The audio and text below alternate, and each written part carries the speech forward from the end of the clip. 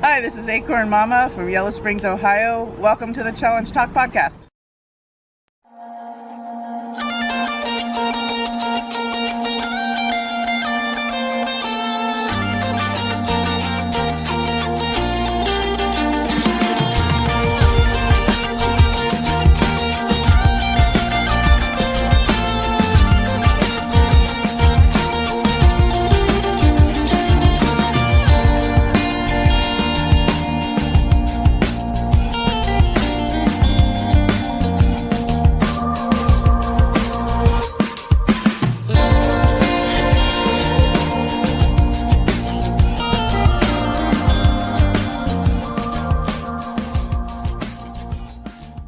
If you have not become a patron of the Geocache Talk Network, what are you waiting for? Patron levels start as low as a Bison Tube level at $3 a month. To sign up is easy. Simply go to the Geocache Talk website and click on the Become a Patron button, or go to patreon.com/Geocache Talk.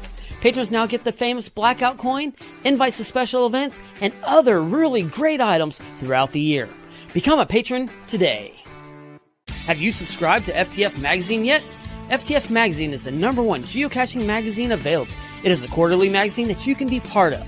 Submit your geocaching milestones and adventures to be published. FTF Magazine is also interactive with puzzles to solve and the hunt to find Spartacus. If you can solve the puzzle or find Spartacus, then you will be entered in to win a special pack tag. Every new subscription, you will receive a special swag pack. Subscribing is easy. Just visit FTF's website, ftfgeo.com. Don't miss out and subscribe today. Logwork, the creators of the fantastic logbook, made with genuine Write in the Rain paper. The logbook's designed for the micro containers of the present and future, geared towards the hider who'd rather go caching than doing cache maintenance. Find them at logwork.com. That's LOGWERK.com. Hello, and welcome to Challenge Talk, part of the Geocache Talk Network. You can watch the show live on the second Tuesday of each month. Feel free to jump over to YouTube, Facebook, or X to watch the broadcast live and join the wonderful and active chat room, or listen to the entire show later on your favorite podcast player or YouTube. Hello. Hello. So for tonight's show, you and I have talked at length about the fact that we do a very niche show once a month, and being creative sometimes is a little bit of a challenge. And I know that Geocache Talk has embraced AI. I haven't. But Right. I did go to AI I haven't either. and I asked the question, what would make a good show for a Challenge Talk podcast? And it gave me the idea about the evolution of challenge caches. So that's our topic. All right, so here we are. We're going to look at the early days and challenges, and maybe we're going to take just a little glimpse into the future. That's right. And also, we have prizes to give away each show to our listeners. Between each show, be sure to email your challenge cache finds to challengetalkpodcast@gmail.com, and you could be a winner. Later on in the show, you might have noticed we had a different intro tonight, slightly different. We may have some surprise guests throughout the night, but later in the show, we're going to play the special game exclusively for the live audience, the all-new, refreshed Wheel of Challenges. So listen live, get your email app ready, and follow the instructions when the time comes so you can have a chance to win tonight's grand prize.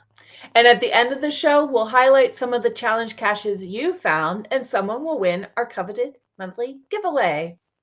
We are your hosts, Emily and Tim. Hey, Tim, how you doing? Hey, I am doing absolutely wonderful. I'm going out of my mind. I mentioned last month, and I'm going to do some shameless plugs throughout the next year about GCA N57, also known as Camp MyGo 25. And we are currently looking for camp counselors for our camping event. And that sounds cool. Do you have out of control adults? yeah, camp counselors of all adults. So we're going to have some counselor wranglers, and hopefully we can get some folks to help us out. We are trying to make it an extra special event next August in Chelsea, Michigan. And the other thing that I, just because I was bored, is I became an ambassador for Geo Woodstock. That doesn't surprise me at all. That didn't surprise my wife either. But I am part of the ambassador crew, and I just want to tell a little bird some folks out to say, if you haven't put your will attend in, you really want to attend this Woodstock, because they have some very cool events. I can't talk about the event things yet. I have not seen an event coin like I have seen now. I got a sneak peek of the coin. Oh. There's going to be a challenge cash trail. There is going to be an adventure lab trail. So these guys are planning some very, very special things. So hopefully as soon as I can talk and spill the beans, I'm going to do that. How fun. That's but how great. about you? What's your month been like? Well, it's been a slow month, and that's been okay with me. I did go to the Albany Coin Challenge, where we're going around Albany, Oregon, doing some adventure labs and new caches that they placed for the challenge to earn an Albany geocoin. I love doing that every year. So that was the highlight of my geocaching August. And other than that, getting ready for my big going caching trip. And I promise, no physical progress yet on my challenge caches for you and Jesse. The plans are in the works. Okay. I actually have to hide a cache so that I can hide the challenge cache, so that there can be opportunity to achieve it. That's all I'm going to say. Okay. All right. Well, very good. I look forward to seeing it. That's going to be amazing. Yeah. So cool. Oh, Tim, we have some news. We do. We have some news. Now, this news has been said, so most people probably know this news, but for our audience, this is pretty important and something to be very glad about. Geo 6112 is back. That's right. It is. I remember that because I was watching for this. It has been re-enabled. Yes, it's only one of 4 August 2000 geocaches in the world. So if this cache had gone away and someone was starting from scratch, they would only ever achieve triple Jasmer. So we are so happy that this solution has been found to keep this cache going. Tim, do you know much? This one got taken down by logging. Is logging still a threat in the area? Like, are they going to be continually monitoring the progress? To my understanding, yes. I mean, I was, we may have remembered the story. Jesse got stranded in Detroit Michigan, because of the CrowdStrike debacle, and he asked me about making a run up there, and he did, and it was gone by the time he got up there. Yeah. So it had been disabled because of the logging. As I understand, this particular section is not going to be logged, but there is logging everywhere around it. It looks just like a tornado went through and devastated the area. So the cache got moved a little bit. It moved about 110 feet or so. Oh, that's not far. Right. Handyman and Fam is the geocacher that has done that. He is best known as one of the organizing committee for Midwest Geobash. Okay. So he's a very prolific cacher, does a good job. Midwest Geobash, a great event.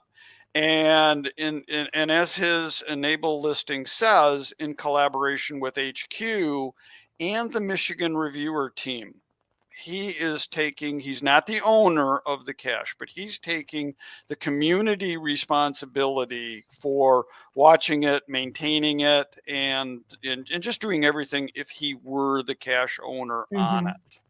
So awesome. It's back. It hopefully will stay, but worst case, Russ will keep his eye on it, and we'll go from there.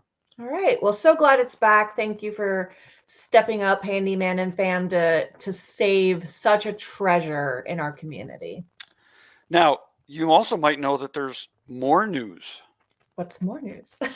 More news is that, I talk about the monthly challenges each month. Yes. You were hoping for some things to happen. We were. Now, there were only 288 more caches added to the pile in August. We are now at 42,880 caches. Challenge caches. Challenge caches. Only challenge caches. Texas is now the #1 state in the country. They are 7 ahead of California. And Michigan is still only 6 behind #3 Florida. That is so easy to catch up on. The race is on. The race is on. All right, residents. Now there's a big gap between California, Texas, Michigan, and Florida. So I don't think any one of we're not going to see a great big change in the top 4. But we could see these fluctuations. 2 and 3, 1 and 2 are gonna gonna swoop a little bit. That's really fun. I'm glad you do this tracking so we can have this. Some things are not a contest except for in our own heads. Right. Remember, it's not about the numbers. This is kind of one of those things. This is a numbers thing. Yeah. It is about how fun. Well, good. Thanks for that. K-Blast asked, did West Virginia make any headway after the challenge trail came out? Is that challenge trail out yet, or is it coming out? That is a wonderful question. And accounting kind of things are always subject to change. I pulled my data as of September the 2nd. Okay. I don't remember when the West Virginia Trail came out, and I didn't go deep this month into the top 50 states. I mean, that's a lot of work. So I usually look to see what happened in the top 10, but I'll make a note and definitely report on that in October. All right, cool. Thank you for asking. Right. Yeah. All right, Tim. Should we get on to our Chat GTP generated topic? No, I have to say, I did say at the beginning, I'm not a super AI fan. It has its place, though. There was a lot of information that it pulled for this topic that I was like, oh, wow, that would have taken me a lot of internet research. And ChatGTP just pulled it out in like almost a beautiful format for us. So I appreciate that. And then as we get on, we'll talk about like some it's hard to come up with a topic. Yeah. And, and this is not a topic we have ever talked about, is taking a look, and when I researched this topic, there were a couple things that I wanted to do. Let's give a brief overview of challenge caches, because we watch the chat room, and the folks there in the chat room have been here forever, but not everybody listening to this podcast is an experienced or a seasoned cacher. So what are we talking about? Mm-hmm. And then what do the early days look like? So ChatGPT said the evolution of challenge caches is a fascinating topic that can provide listeners with a deep understanding of how this aspect of geocaching has developed over time. Here's how you would structure an episode around this theme. Oh, it's even telling us how to have an episode. And then it lays it all out. So start with an introduction. What are challenge caches? So a challenge cache is a cache that you find that requires geocachers to meet certain qualifications before logging it as a find. It makes a unique and rewarding part of the geocaching experience. And I thought that was well done. Yeah, true. Because that is what it is. It is about the challenge. Mm-hmm. And anybody can find caches. They're all over. They're under lamp skirts. They're, up on mountains and things like that. But to actually push yourself to challenge and achieve a goal while you're finding the cache is great. Mm-hmm. And one of the other pieces that we want to remind all of our rookie listeners is never pass a challenge you don't sign. Right. Because you never know when you'll be back. And at some point in time, you will qualify for that challenge. That's right. Tim, So, do you remember your first challenge cache or your first exposure to one? oh, I don't, and that's a great question. I should have probably looked that one up. You know, I'm, I looked it up and did you? I have two memories. Okay. When I look at my statistics and it shows me my first challenge cache, I absolutely remember it. I remember the thrill of when I encountered it, I did qualify and I was so excited about it. So I didn't have to work toward it. And it was called Rate Your Favorites, and it wanted you to list your favorite cache from each year geocaching started until the current year. And this one's still Hmm. active. And I found it in like, I don't know. Let's see. I found it in 2010. And so, I remember at the time it was like going through all my finds. And since it was Rate Your Favorites, I could pick, wow, this is the best one I found that was hidden in that year. But I also have a memory of encountering a challenge cache and it's not logged. So I really am curious if Hmm. I didn't qualify at the time, and then I never made note of it, and I never went back and checked my progress. But it was a simple alphabet challenge, the A through Ah, Z cache yeah. name. Probably, I think it was cache name because I never found it. So I'm really curious. But I remember the excitement I felt. So I guess I've always been destined to be on Challenge Talk There because you go. I was just like, wow, this is such a great concept, Oh my goodness, they're asking me to look at my stats and I can work towards this no bit, like this is going to be great. So I immediately caught the bug when I first encountered challenges. Both Okay. of those experiences, whichever one came first, had a lot of excitement behind it for me. So yeah, just a little bit of my history and evolution, I guess. Well, and that's great. And, while you were introducing that, I think I share a lot of that excitement. My first challenge cache actually was regarding the 2012 presidential election. Oh. The challenge was to find caches with the names that spelled out Barack Obama Okay. and Willard Mitt Romney. So this was also one of my first experiences when I moved to Grand Rapids and asked the question, is there anything to do over here when I'm not working? And picked up the geocaching app and said, Mhm. what's here? And then I found this mystery, this challenge cache that was like, oh, I can do this. I can find caches with those names. I can, So yeah, the very first one for me was July 26th of 2012. All right. That's really cool. Good memories, huh? And Yeah. both pre-moratorium, which we'll talk about. Oh, they are. Yes, Classic that's bookwork geocaching challenges. uh-huh. So when we explore the origin, if you will, of challenge caches, when did they first appear? Who were the pioneers? Who was the one that Right? put these Who had out? this idea? Yeah, it was really pretty cool. So the first cache that came out, I knew I should have done this differently, was in, here it is. It is GC 5. Well, okay, I'm going to back this one up. Hold on a second. Because according to ChatGPT, the Jasmer challenge that was released in 2008 is often cited as one of the first recognized challenge concepts. Challenge caches, challenge concepts. Concepts, sure. But that was 2008. So I did another search for the oldest challenge that I could find, and this challenge is still active. So That's not only is awesome. it old, it's still active. And it is GC 5BF5. And it is called Cache Across Utah.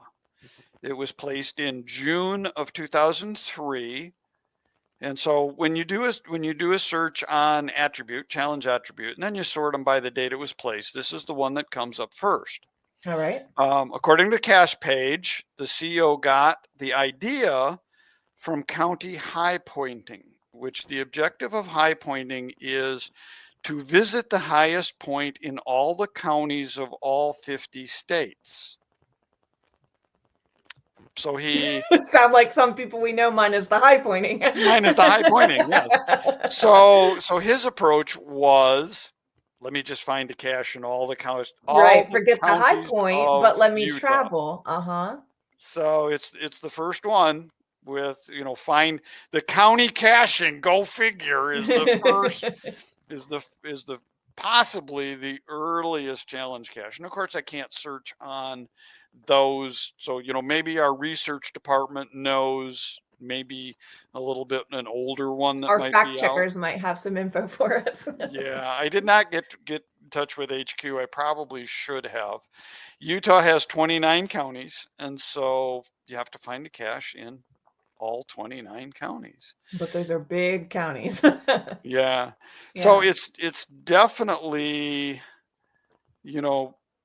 part of the lore and the history. Obviously, Jasmine 2028. One of the things that we can bring up here is this is from what you're seeing now on the screen is a list sorted by the date it was placed. And if you just, it may be hard to see simply because it's small, but the Cache Across Utah is up at the top. The California Delorme, Kansas Delorme, Nevada Delorme, Missouri Delorme. Somebody went Delorme. Look at all the Delorme that got challenges. popular. And what comes to mind, or what I can only imagine, these are people in the forums, early geocachers talking about their ideas, and people from all over in the same thread getting inspired by others, just the same way we want this podcast to inspire the community. And then a lot of these are persisting, they're so popular. Well, and because these are active. These are all active. So of the oldest 14, every single one of them is about counties. When you get down to Linda's Michigan challenge, that is finding caches in the Upper Peninsula, finding them in the Lower Peninsula, finding them in all of Michigan, and then counting the counties in Oregon. So every one of these top 14 has talking about counties. Yeah, I thought that was really very interesting. That is very interesting, for sure. Yeah. Before people started to get unique ideas, maybe. Yeah. Then we moved it around. Yeah. So, going back to kind of the beginning again, I kind of skipped over the fact that, how does a challenge cache work? So the challenge is unique in that the geocacher must meet the certain criteria. And as we've just seen, find all the counties in the Upper Peninsula of Michigan, find all the counties in Utah.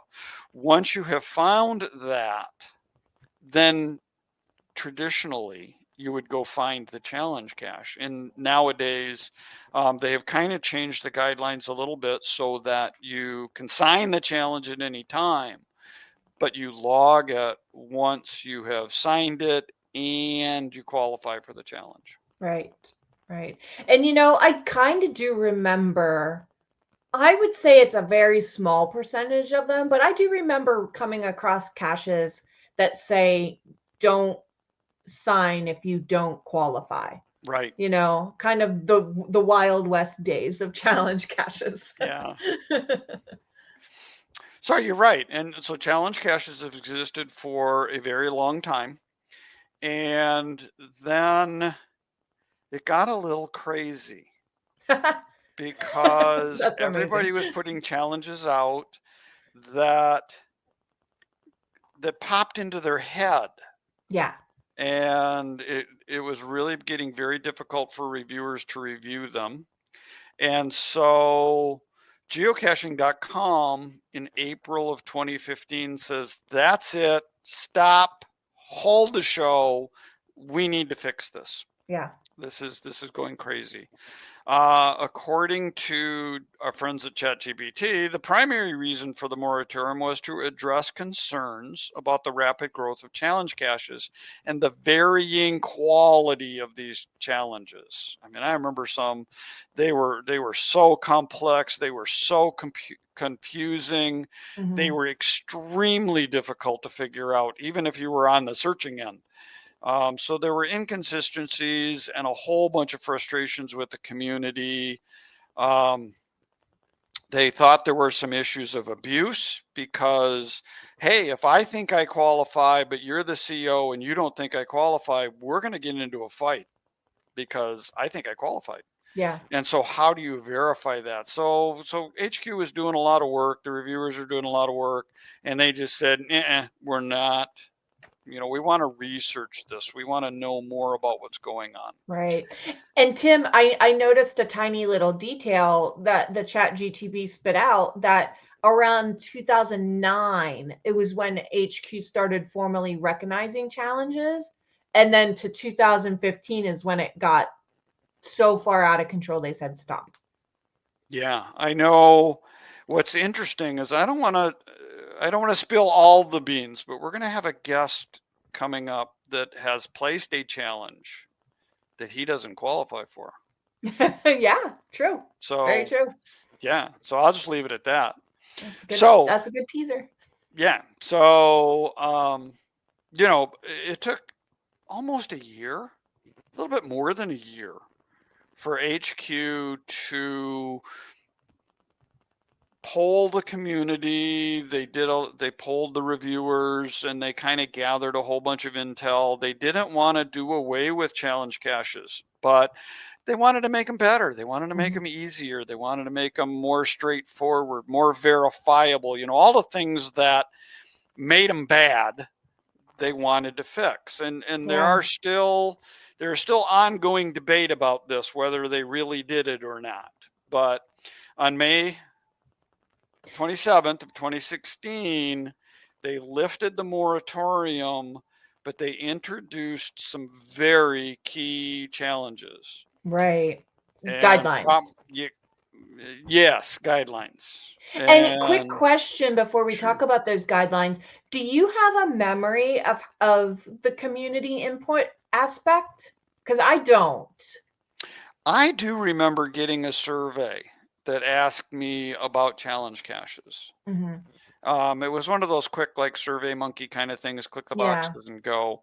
But I do remember that. So, but I was not as deep in the community as I am today.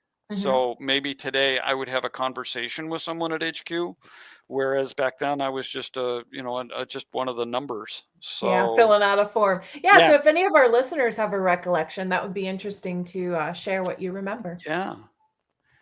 So I think, one of the big changes that came in post-moratorium is you are required to have a challenge checker. Right. So they've principally worked with Project GC. I remember when it came out that there were like 2 or 3 that you could use, but Project GC is above and beyond the winner right now, that you have to have a challenge checker. That way it's a green light or a red light. You qualify or you don't qualify. Right.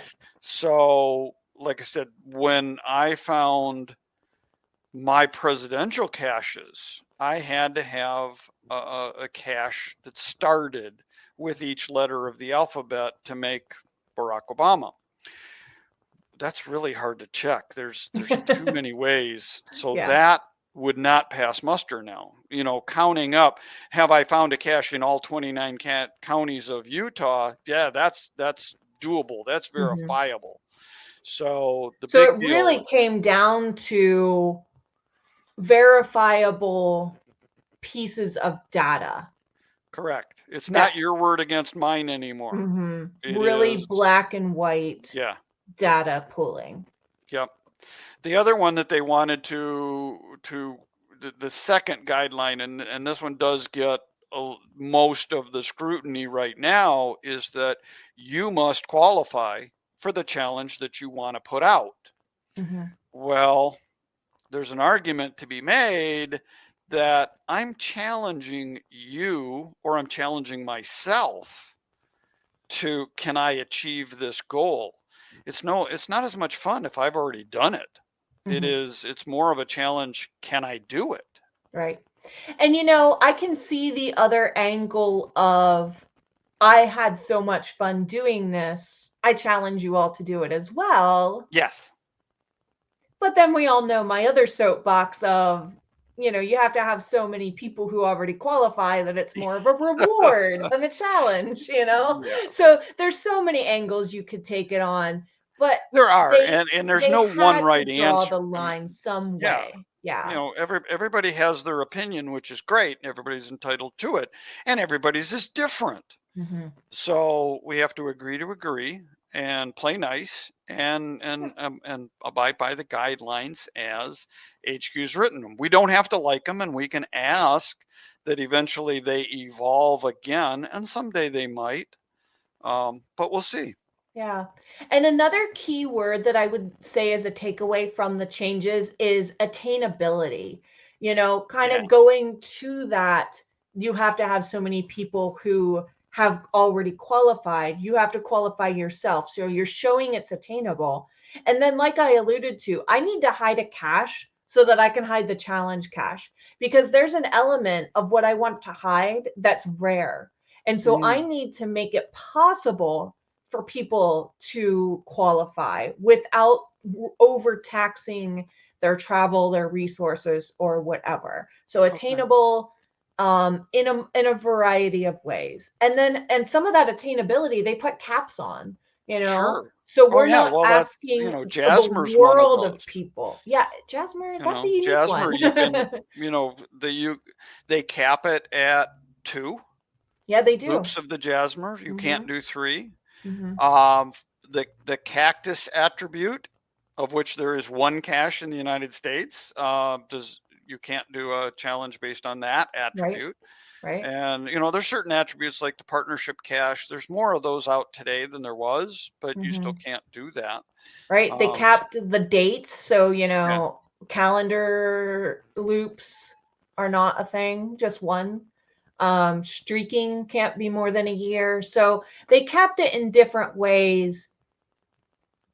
So again, it might feel like, womp womp, we're only achieving this much, but it really is keeping it from hitting that. What line do you draw on things becoming out of control again? Right. Is 365 an attainable challenge?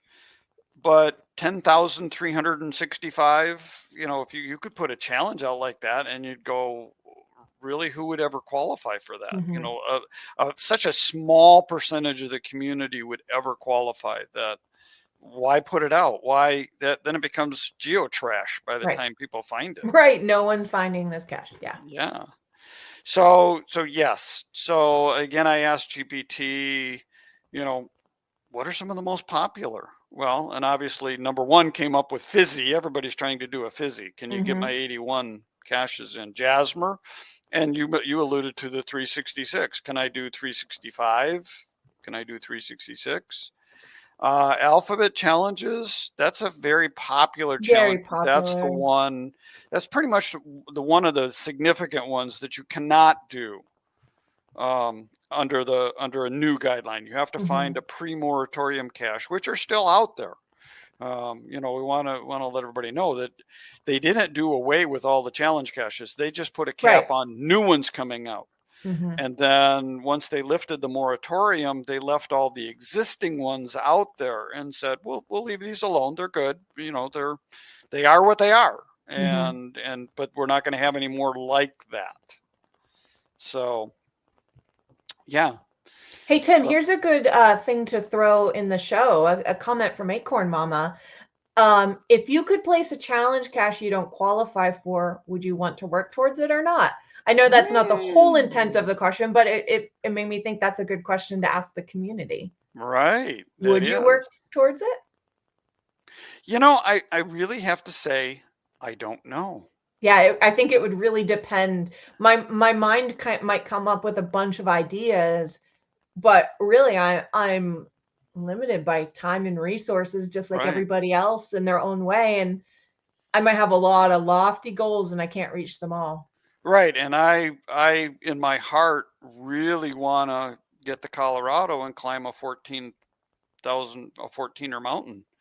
I'm getting to the age where I don't know that I can make that. Mhm. So if I put that could be a challenge that I put out, hit a 14er, but I might never qualify for it. Yeah, So interesting. I guess, I'm okay with the rule that you have to qualify. I'm a little less excited about having 10 people in my area qualify because I'd like to put a challenge out that challenges people in my area.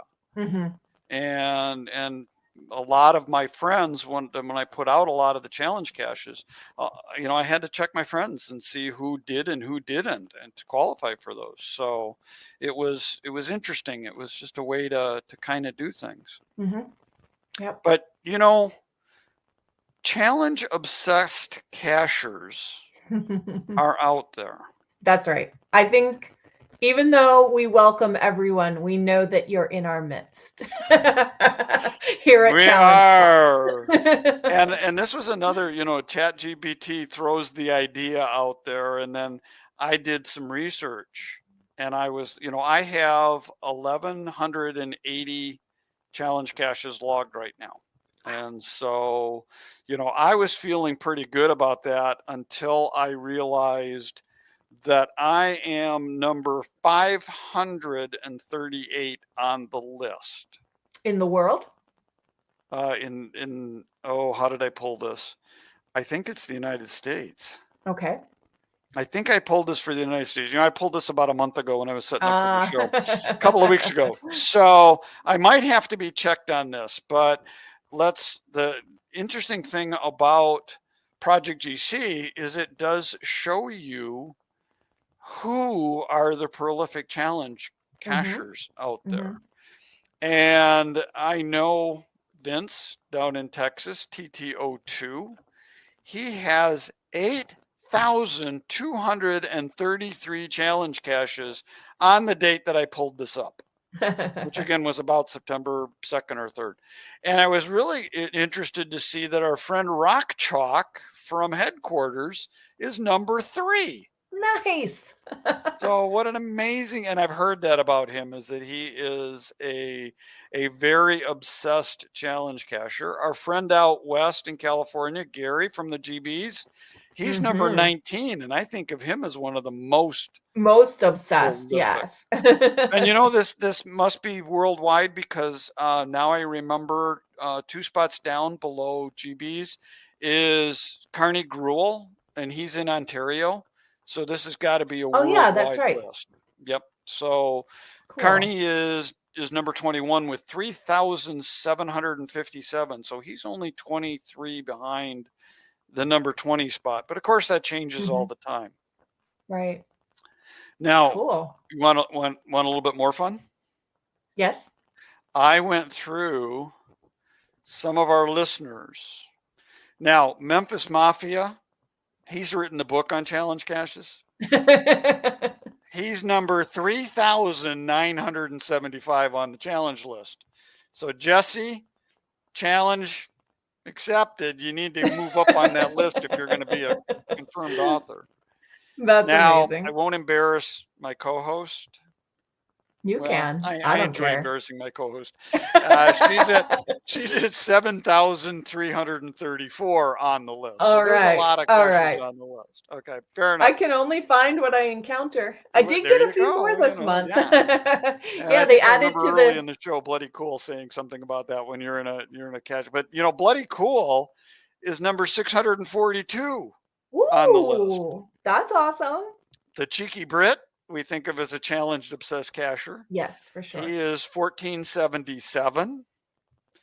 And even in Australia, BFMC, and I see him in the chat room tonight, he was number 9,660 when I pulled this list. So they're there. However, when I looked up the Pizza Ninja, he didn't come up. He didn't have Pizza a number. Ninja? No challenges? I don't Or know if are it was you something I did wrong. I was working really quickly. B&J Bish didn't come up on the list. So they're either too far down the list or I don't know. Challenge I'm going to leave it accepted. as the I don't know. Well, we And, have a question in the chat from Jane Doe. How do you qualify for being challenge obsessed? Is it total number of caches you found or the percentage of challenges over other kinds of finds? You know what, Jane Doe? It's an attitude.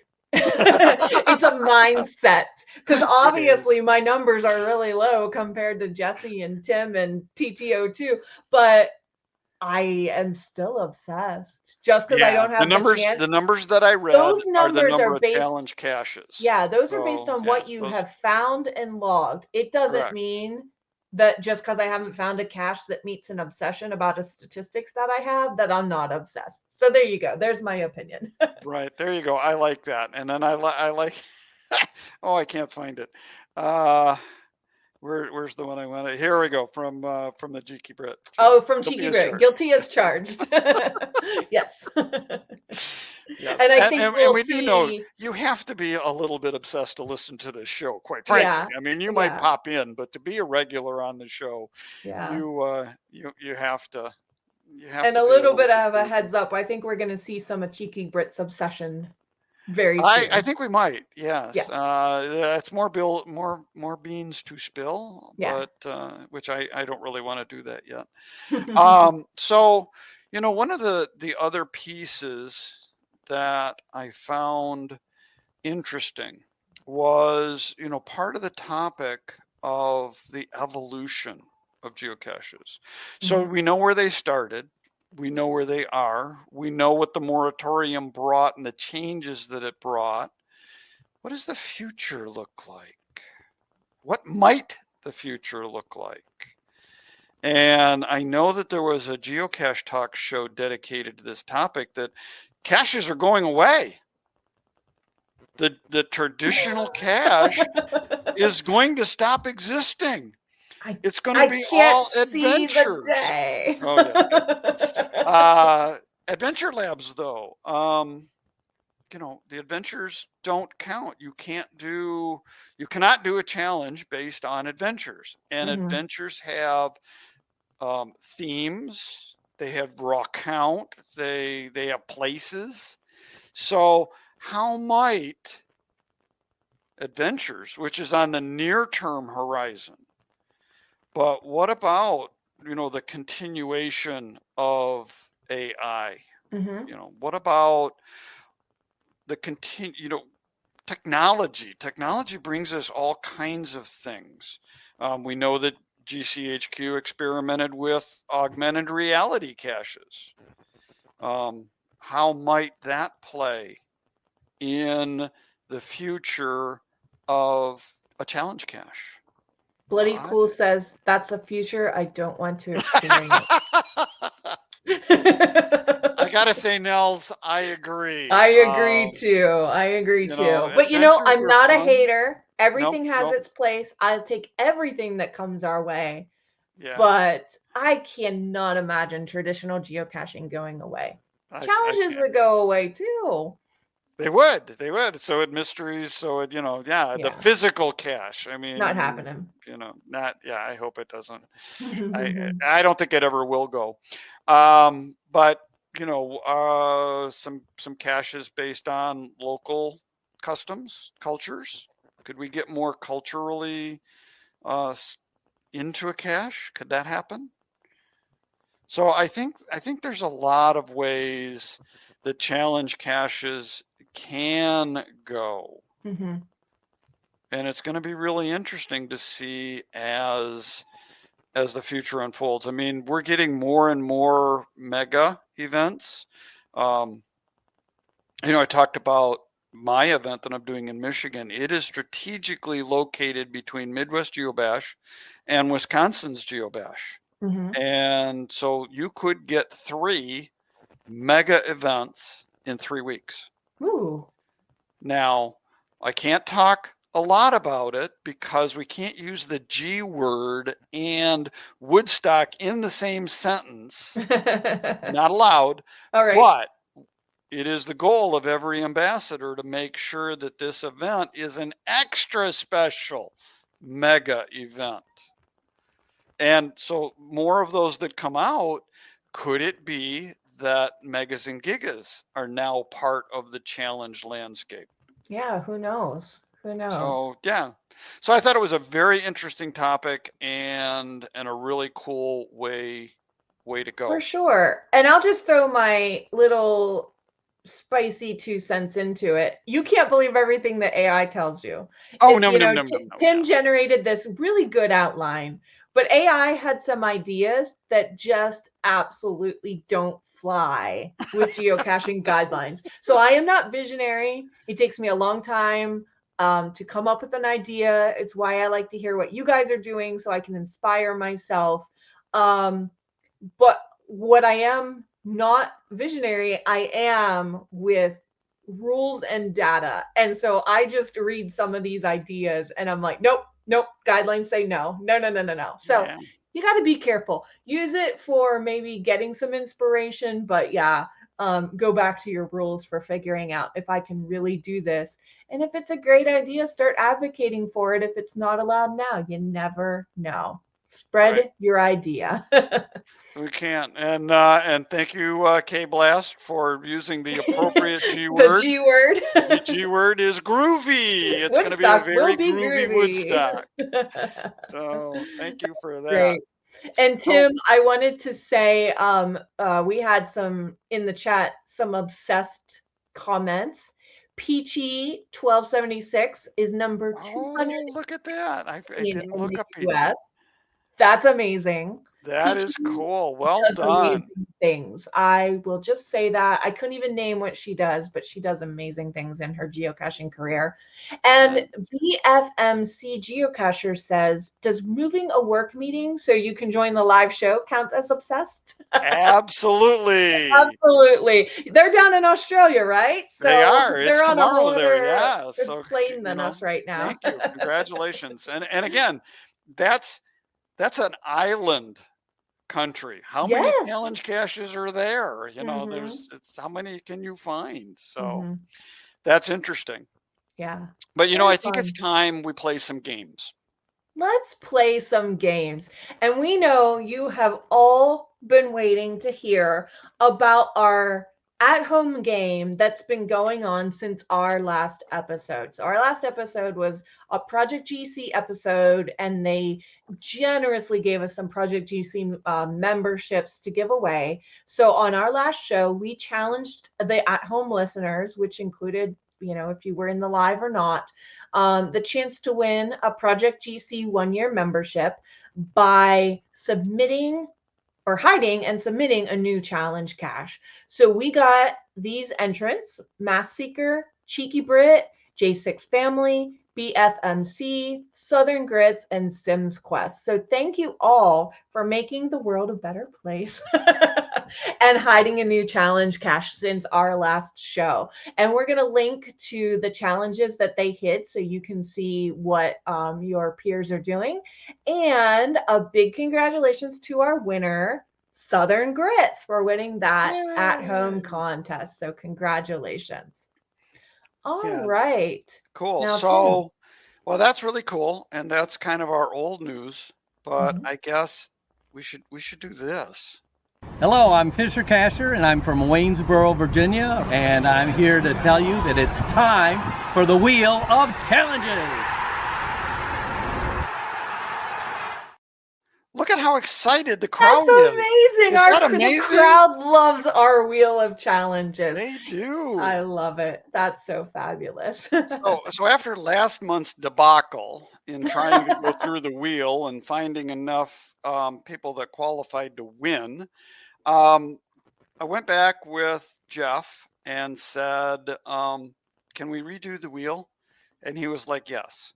So the wheel looks the same, but we have all new challenges. Every challenge has been updated. So once again, thank you, Jeff, for continuing to help this podcast. Even though you're not one of the co-hosts, you still play a lovely, huge part in making some of the things run for us. Thank you. He does. He plays a major role in it. So the wheel has been updated. All new challenges. I will not tell you that they are easier. Right. It's a challenge. It is. I think most of them are post-moratorium now. Okay. There might be a couple in there. I forget of the list that I pulled, how I pulled them. I was looking for challenge caches that had lots of favorite points, and that looked like they were interesting kind of challenges. Right. So, so with that, I guess we need a question, don't we? Yes. So get your email ready, because we need you to email challengetalkpodcast@gmail.com and include the subject "spin me" and your geocaching username in brackets with your answer to this question. And we will pick the first correct submission that comes through in the email to go up against the Wheel of Challenges. So here's your question.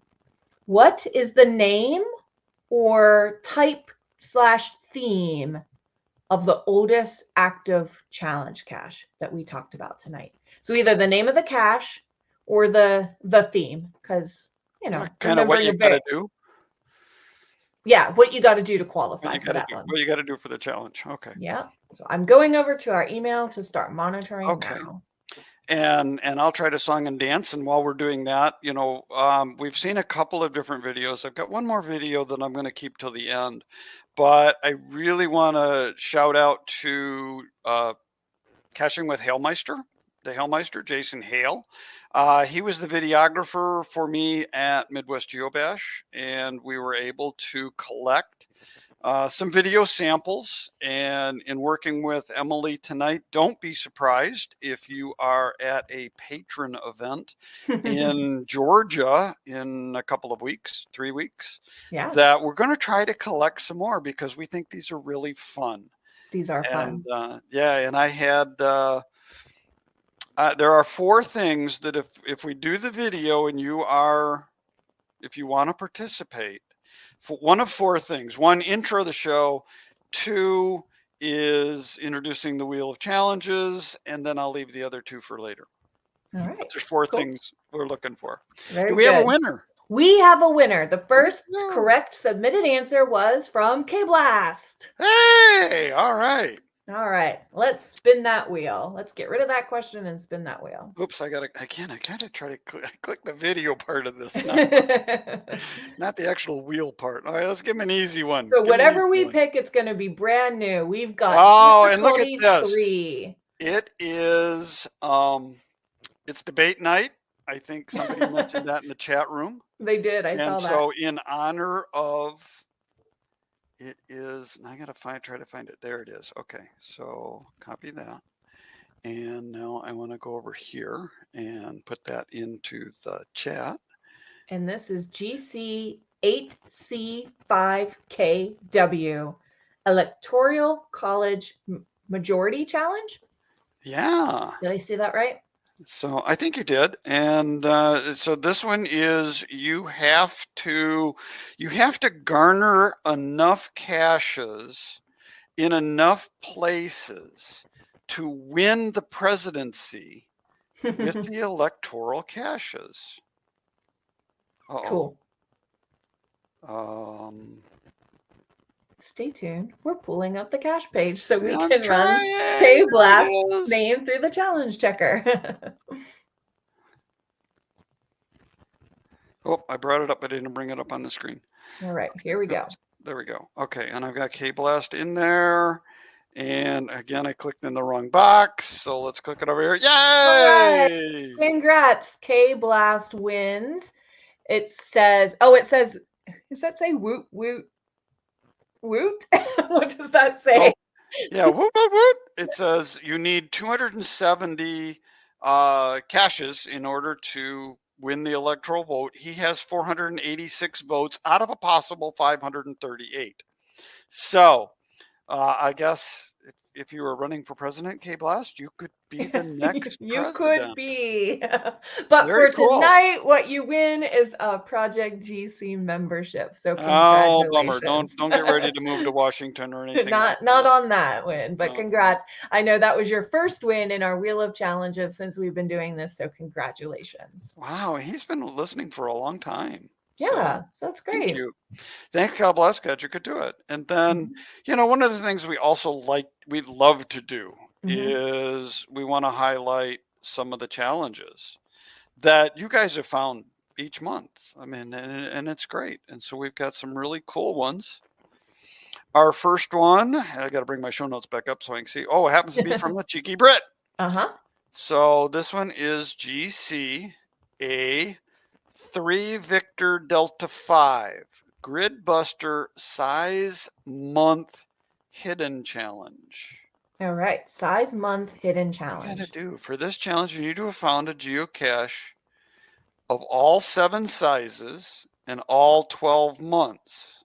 But it doesn't matter the difficulty of the terrain; they just have to be there. Cool. So yeah, this has a difficulty of 51. All yep. Each month you have to find one of each. Sometimes I see a challenge and I'm like, whoa, hard. And then the checker says it's a difficulty 51. And I'm like, oh, curious. Yeah. Did my brain make that harder than it seemed? Or than it Well, actually and again, is? it's a regional kind of thing. The more folks that qualify in a particular region or state or country will set the bar lower. Yeah, true. So, but your area may not qualify. Yeah, good point. Hey, here's another fun point. Just a little yay us. The Happy Hodag says, I'd rather listen to you guys than the 2 who want to be the next president. I learned long ago that you don't talk politics, you don't talk religion on a podcast. So we'll just talk geocaching and tune in. But thank you for your comment. I really do appreciate that. That's great. I'd rather listen to it too. It's much more fun. Yeah. All right. So this next one is sent in by J6 Family. This is GC9197Z, the 3x4 Earth Cache Challenge. And this is find 3 Earth caches, at least 3, in 4 different states. So pretty straightforward, but got to be a traveler to get this done. And this looks like it's rated 42. 42 on this one. So that probably takes into account the traveling factor. I would think so. I would think they would do that. Oh shoot, I'm having a lot of trouble tonight with my screens. That's okay. But Tim, this next one's really neat. So I'm glad that you're going to talk about this one. I didn't get the opportunity to look at the show notes when you put these in there, but this one is GCAKXQM,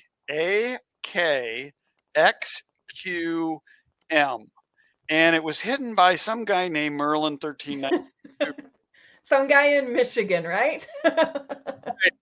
And Sims Quest paid me a visit, and she went out to hike the area, and this is called the Variety is the Fizzy of Life. Fun. And you need to complete a fizzy grid using different caches. And so you need each of the 9 types, need 9 times each to fill out your 81. So it was kind of a fun cache. I won't take credit for the idea, but I will take credit for bringing it to Michigan. So that was a fun one. And she said, while figuring out what I needed, I learned that events used to be allowed to have different difficulty levels. I did not know that. At the time of signing, I needed 3 more events at different terrains. During August, I was able to attend 3 events locally that helped me qualify for this. Thanks, bloody cool. So this one has a double challenge talk connection for her. Yeah, excellent. That was pretty neat. Yeah. And it was fun that I could put this one out. I think this is one that I did for one of the geocache talk competitions or something that, I finally got it in for some reason. Cool. Now we have another variety challenge. This one is sent by Acorn Mama. GC8YNWT, Variety is the Spice of Life Challenge.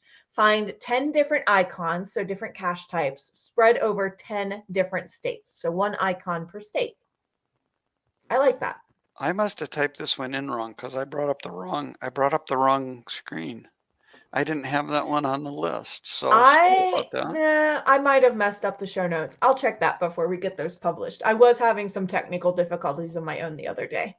Okay, that's all right. Yeah. And again, tonight for me was a teaching scuba night, and so I got crazy with that. I got home really late. So, all right, and our last one is from AWOL, and it is GC75FR2. Stealth says the Girl Scout Cookies Challenge, and let's play a fun game of Stealth Says. Stealth Says find 2 caches at an elevation of 13,800 feet or higher. And Stealth Says use the checker below to confirm whether you qualify or not. and here is one that seems easy. You just need 2 caches. But they have to be at an elevation of 13.8, which puts this into a 72 category. Difficulty, right. Yeah. And they said, after a trip to Pikes Peak, I now qualified for some of these high elevation caches. Yeah. So good. Glad that one trip is going to help you out. Because I do see those high elevation caches sprinkled around. That's on my list too. I want to get to Pikes Peak. So yeah, we awesome. also, again, those are the ones we were going to highlight tonight. We got some from Jedi Trash Panda, Team Tailwagger, Bloody Cool, Roadie Guy, all submitted caches this month. Thank you so much for giving us more content to talk about. Yeah. We greatly appreciate it. And we love looking to see the different places where you guys go and find these challenges. Right. So remember, before next month's show, email us the challenge caches you find between now and then, and you could be the next winner. So we want to announce that tonight's winner of our Challenge Talk Path Tag is Team Tailwagger. Congratulations. Yay! I met Team Tailwagger at Midwest Geobash. Oh, fabulous. So that was a lot of fun. Very good. Very good. Okay, so now as we get ready to wind down the show, we want to let you know that Emily is going caching. Yeah, so I hope to see a lot of you there. Yeah. We hope to. And when you see Emily, remember. Hi, my name is Scott Burks from Chicago, Illinois. I am one of the hosts of the geocaching podcast, Challenge Accepted. Hi, this is Cherry Spawn from Dayton, Ohio. Challenge accepted. I'm M. Kettle from Rockford, Michigan. Challenge accepted. I'm GeoKid12 from St. Louis, Missouri. Challenge accepted. Hi, I'm Canuck Stanians from Ontario, Canada. Challenge accepted. Hi, I'm Gear Guru from Seattle, Washington. Challenge accepted. Challenge accepted. Challenge accepted. So hopefully this will help our people remember that the key phrase for Emily is challenge accepted. Challenge accepted. So hopefully I will see you in Georgia and hear you say that special phrase. And we also have our patron meet and greet that's scheduled. So check the Facebook event for that or message us for details so we can all gather and enjoy each other's company. And Tim, before we close off, just a tiny few more updates from the chat tonight. Oh, okay, BFMC Geocacher says currently, so this is Australia, 1,413 challenge caches in Australia, only 303 in my home state. Oh, okay. So, he's found quite a few for what he has. So that's excellent. Way to go. He's an, absolutely obsessed cacher when he can. Yeah, that's right. So our next show, our next show is October the 8th. It's always the second Tuesday. And it's always at 9 p.m. Eastern time. That's right. Or 6 p.m. out where Emily is. I'll be back from going caching, hopefully on a high from the amazing trip that it was. Or maybe I'll be crashing because I'm exhausted. We'll see. And show notes will be posted shortly after the show airs in the video description on YouTube and linked in the podcast description. This month's quote is from Ray A. Davis. A challenge only becomes an obstacle when you bow down to it. There you go. I like Thanks that. for watching and listening. Remember, it really is not about the numbers. It is about the challenge. Challenge accepted. Thanks. Good night, everybody. Thank you for watching and Night. listening and being a patron of our show. Bye-bye. Bye-bye.